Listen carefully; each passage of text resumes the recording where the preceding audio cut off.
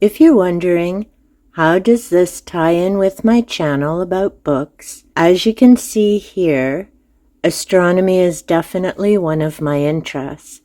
And if you've seen some of my recent videos, it's rather interesting that I mentioned how much I want to get back to my astronomy books. And then a few days later, suddenly, by a total fluke, I happened to capture a meteor outside my window. I would like to say a big thank you to my viewer from California who left a comment and mentioned that they had also seen an object like that a few days later in California. I'll also be making a note in my night sky tracker book, and yes, I do love glow-in-the-dark things. I guess seeing the meteor was a good clue for me that it's time to start using this journal that I've had for quite some time and making note of what I'm seeing in the night sky. I really enjoy this book because it gives you, in the beginning, information. You've got information about the stars, constellations, galaxies, nebula, the solar system, near-Earth objects, and optical phenomena. So that's a great place to start and read. As you can see, there's quite a bit of information to read through and get familiar with the night sky. Then you have pages to record your observations. So conditions in your coordinates, what were the constellations, what tools were you using, what phase of the moon were we in? Because that makes a difference on what you can actually see based on if it's a full moon, the sky is quite bright versus a new moon where the sky is darker. Any notable stars, where were the planets, meteors, and it also has here the meteor shower name. Any special sightings, and of course with all the satellites that we have up in the sky now, that's certainly important to make note of because quite often they can be mistaken for UAPs, what used to be called UFOs. There's also a glossary at the back of the book, which is handy for all the different terminology. There's a page of further resources, so I'll need to be looking over that for sure. And then of course an index, so if you're looking up something particular, it's all right there in a handy book. It has a hard cover and it clips closed, so it's perfect to take out with my telescope as I start getting back into astronomy again. Summer stargazing is another excellent resource if you're in the Northern Hemisphere. It's a practical guide for recreational astronomers, and this is by Terence Dickinson. It also mentions at the bottom, for use anywhere in North America through 2010. This is by Firefly Books. I have a number of their different titles. It's a publisher that I very much enjoy. In this book, he includes introducing the night sky, the main charts, close-up charts, and celestial phenomena.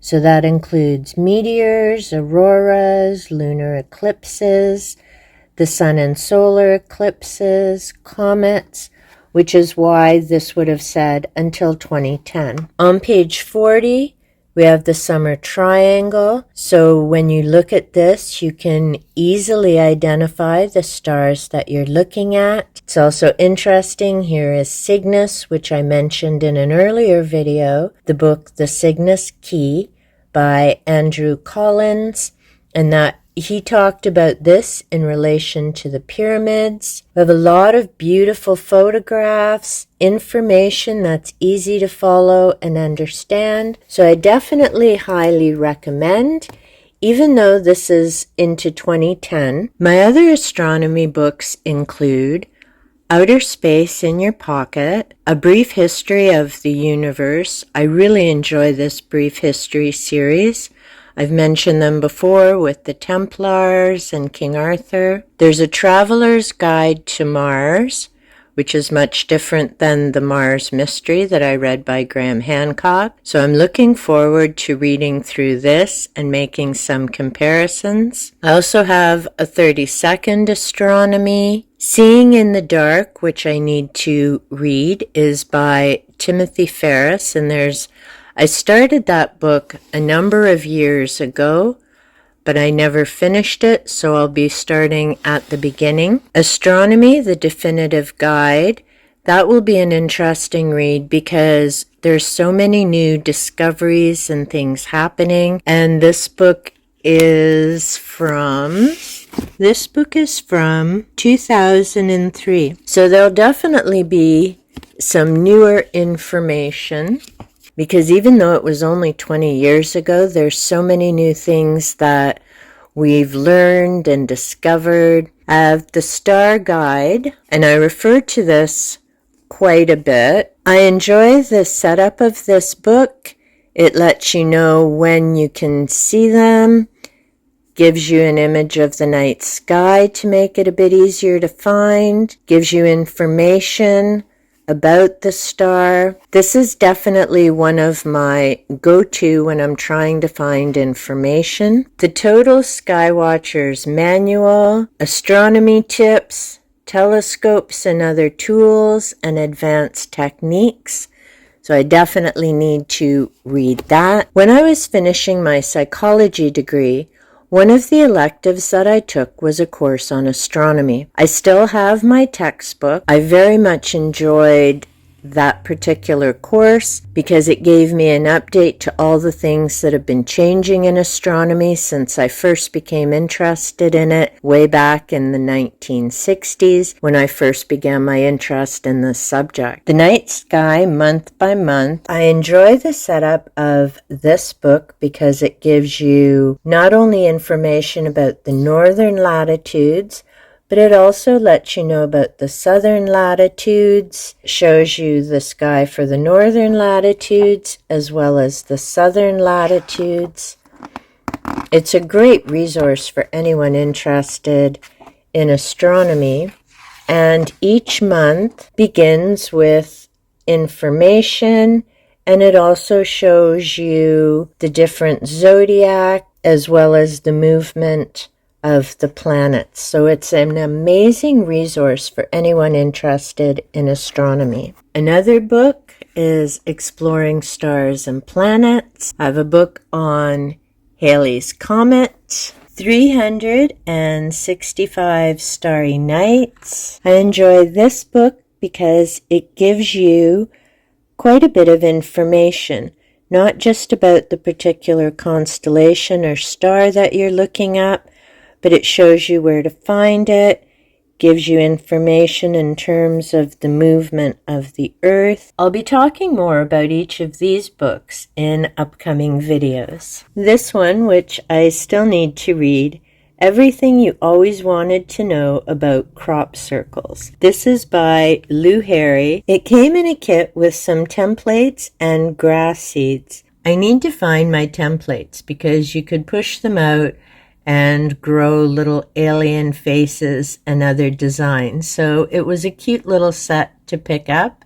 And who knows, maybe next summer I'll be growing some of my own crop circles. 13 Planets is another book that I need to read. And this one, as you can see, is for kids. I picked this up during one of the book fairs when I was working as an educational assistant. It's definitely one of the things that I miss about my former job, along with, of course, the students. If you have children or grandchildren who are interested in astronomy, this is a great way to share time together and share the joy of reading. But it's also a great resource for adults because the information is clear and concise. So I enjoy referring to a variety of different books for my information. Did you see something during the Perseid meteor showers? We've had a lot of cloudy and rainy days over the last few weeks here in southwestern Ontario. So it was definitely luck and a fluke that I managed to look out my window on August the 4th and grabbed my phone in time to get a picture.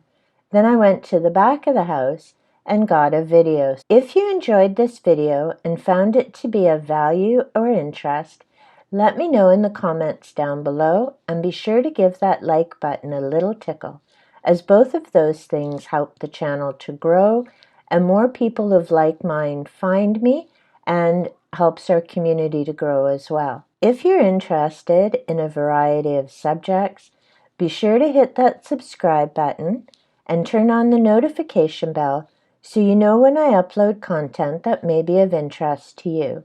Until next time, happy sky watching and happy reading.